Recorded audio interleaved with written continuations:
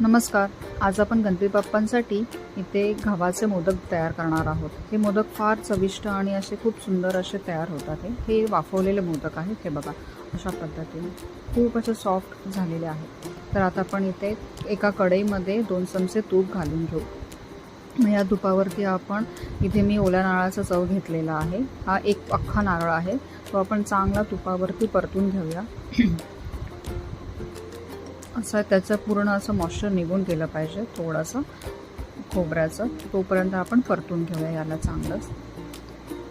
नंतर यामध्ये मी आता एक अर्धी वाटी साखर घेतलेली आहे. तुम्ही इथे गुळाचाही वापर करू शकता, पण आमच्याकडे सगळ्यांना साखरेचे मोदक आवडतात म्हणून मी इथे साखरेचा वापर केलेला आहे. तुम्ही सगळे इथे गुळही वापरू शकता. अशा प्रकारे इथे हे परतून घ्यायचं आहे. हे बघा, त्याच्यामध्ये मग वेलची जायफळाची पावडर, त्याच्यानंतर इथे मी बदामाचे काप टाकलेले आहे. हे असं पूर्ण एकजीव असं परतून घ्यायचं आहे. साखर टाकल्यानंतर साखरेलाही पाणी सुटतं, त्यामुळे ते साखरेचंही पाणी थोडंसं असं आटून घ्यायचं आहे. तर बघा अशा प्रकारे हा सारण तयार झालेला आहे. आता आपण गॅस बंद करून सारण थंड करून घेऊ. आता इथे बघा मी इथे पारी तयार करून घेतलेली आहे अशी छोटी पुरीसारखी.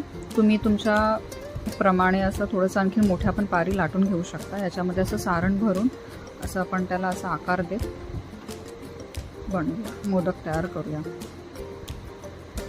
बघा अशा प्रकारे आपण सगळे मोदक आपण तयार करून घेऊ. हे बघा ते मोदक तयार आहेत. आता मी ते वाफवते आहे. वाफवायला आपण एक 10 ते 12 मिनटं पण वाफवूया. बघा 12 मिनटानंतर तयार झाले आहेत मोदक.